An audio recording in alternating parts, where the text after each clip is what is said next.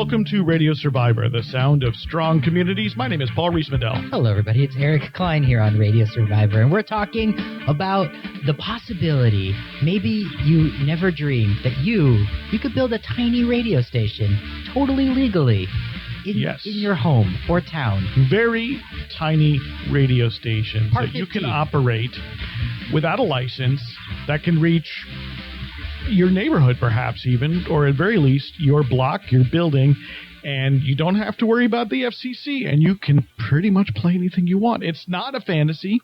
Yeah, it is. This is it is reality. Not pirate radio. It's it can licensed. Be community. It is unlicensed. It's unlicensed, but it's legal. It's legal. It's legal. Yes, that's right. As soon as you say unlicensed, I think, well, okay. But no, yeah. But there's all sorts of communications that are unlicensed. Sure. Your wireless router at home is unlicensed. Monitor. Your baby monitor is unlicensed. Your CB radio is unlicensed. And this is just another category. In the 1990s. Yes. They're all unlicensed. They're all legal. And so is there also the ability to do this on the broadcast dial, to do this where people normally tune in to radio. And that's what we're going to talk about on today's Radio Survivor. This is when we get to dive in, take a little diversion from policy, because there's a lot going on at the FCC that we'll definitely report on the next show after the FCC has their December open meeting and makes decisions about network neutrality and other things. So believe me, we're going to keep you caught up. But today's show is going to be a bit more about fun.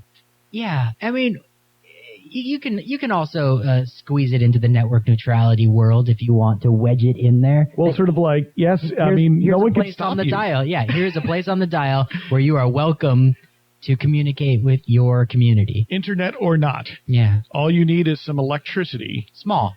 And people need to, I mean, you could probably run it off of a generator or a fairly large battery, I suppose. Neighborhood radio. Neighborhood radio. Mini radio. Tiny radio is what we're talking about. And on the line from Norwalk, Connecticut, via Skype is Bill DeFelice. He is the webmaster of hobbybroadcaster.net, and he's going to help us understand a class of broadcasting that anyone, in at least in the United States, can participate in without a license.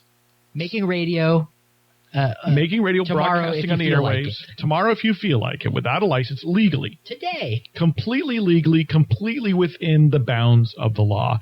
And this is what hobbybroadcaster.net is dedicated to.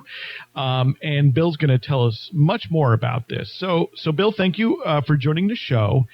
And my first question is, so tell us a little bit about this. This is a kind of broadcasting which is, we've talked about on the show before. We call it Part 15, and that's just sort of a shorthand. Can you briefly explain, to us what Part 15 broadcasting is? Certainly, and thanks for having me, first of all.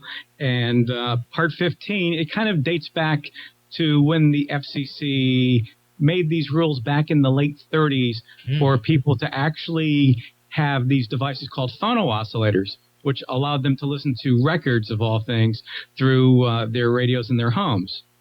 Through the years, the rules got expanded, and Part 15 not only just covers the AM and FM broadcast spectrum, it actually pretty much covers the entire radio spectrum that the FCC polices. Bill, can you tell me a little bit more about phono oscillators?